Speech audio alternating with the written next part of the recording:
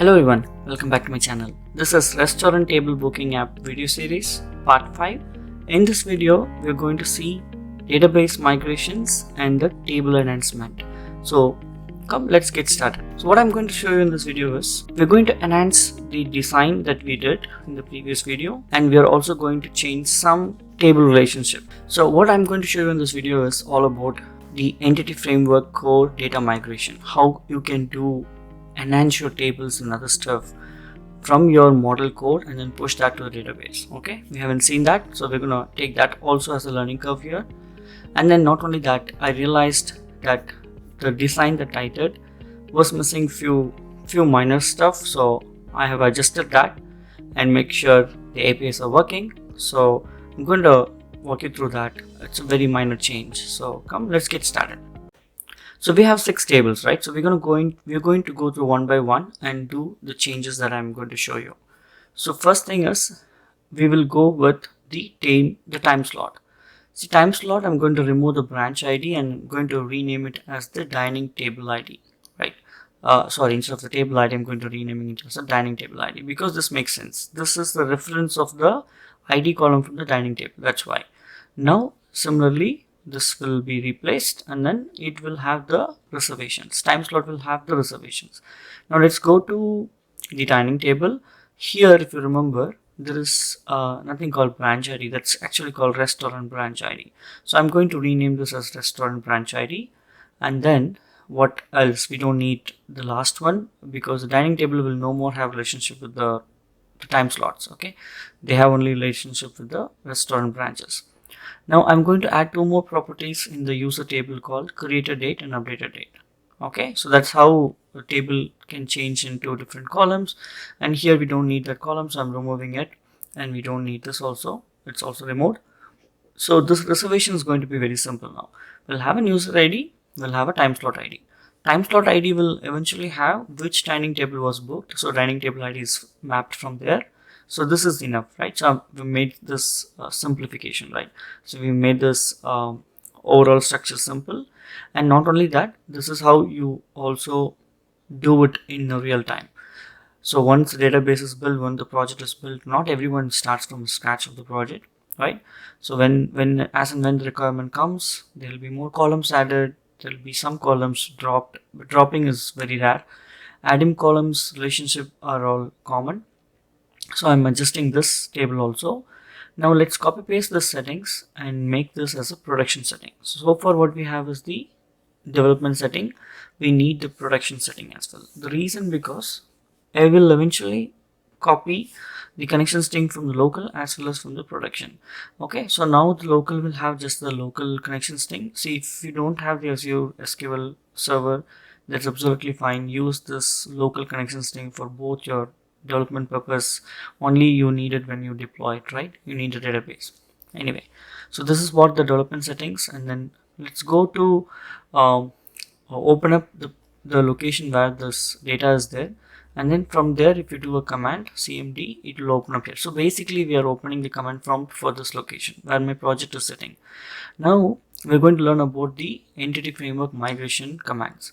So for that we will say, so we will use .NET EF migrations and then space add followed by the meaningful name of your migration. This will be our first migration, so we're gonna change this name as DB design change. This is exactly a custom name that you can do.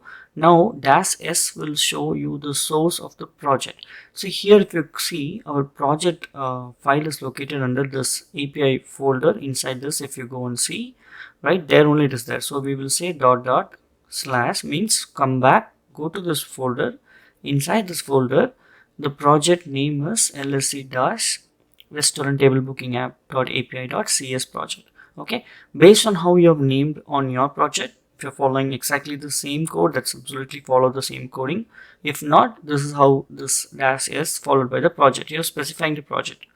Now once this is done, the migration script are added based on the models that you have. Right, if the models definitions are perfect, you see this based on the data annotation that we did, all these things are recorded here. Now this will be our base script to generate the script, to push the changes to the database, and all those things that we are going to see. Okay, so what you're learning is all about migrations in the .NET Entity Framework core. Now, so in order to drop the table, you will be using the database drop, and then the same thing. See, this we have to do, unfortunately, because you don't need to do. Basically, I have to do it and clean up my database itself from the Azure, because the lot of design, the complete design is changed in terms that we already added the tables and data, right? So I need to remove everything and do it freshly. But this is not going to happen every single time. Later, when we add few tables and columns, this dropping of table database is not required. Now, if you go to this portal, and if I show up the SQL database, see, it dropped off, it wiped off, because currently I'm using the production environment. For me, production is the deployed version. If you're using it from the local, this is absolutely fine. You can either use this command or go directly to the SSMS and delete the database.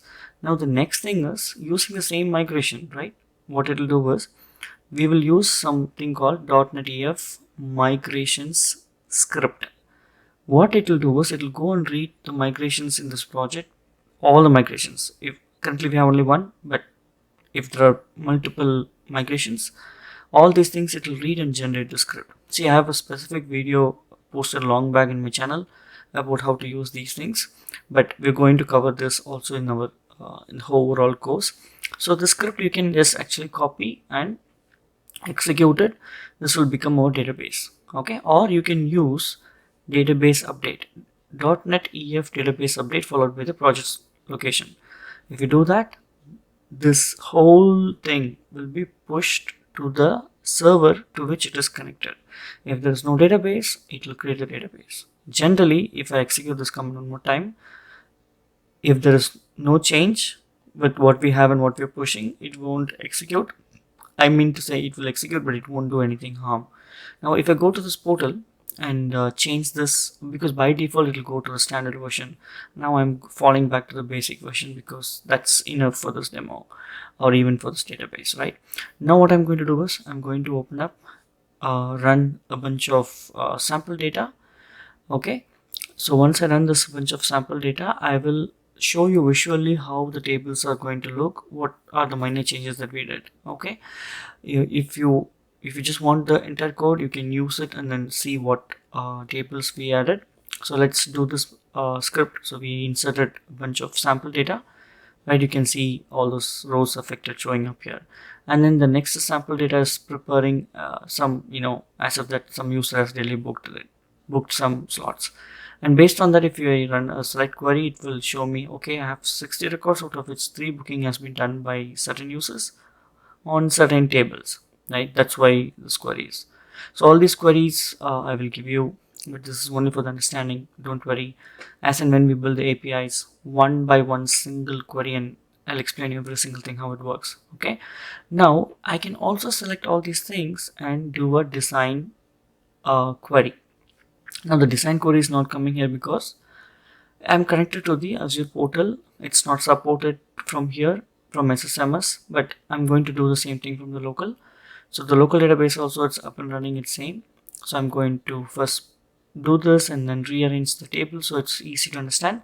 See, first is restaurant, which is not here, but that's okay. Restaurant table is connected to the dining table. Dining tables are then connected to the time slots, because see, one restaurant, each branch will have their own dining tables. One branch will have 10, one branch will have 20. That's why the relationship between restaurant branch and dining tables are inner joins. And time slot, based on each table, which time slots are allocated, right? Which tables are free. And then time slot will eventually go into reservation. And if you see, there's a left join on the time slots, right? That's because not all the reservations are done for all the time slots. User is also similar. And this is a simple change that we did. And I hope you enjoy this video. Don't worry, the next video is gonna be the building the .NET Real API, the 4 APIs that we will be building, and those APIs will be used in the Angular for the first UI page. So stay tuned. If you have not subscribed, subscribe to my channel and leave me a comment. Give me a thumbs up. I'll see you in the next video. Thanks for watching. If you found this video helpful, please give it a thumbs up and subscribe to our channel for more tech tutorials. And don't forget to hit the bell icon to get notified when we post new videos. If you have any questions or suggestions, leave them in the comments below. Happy coding!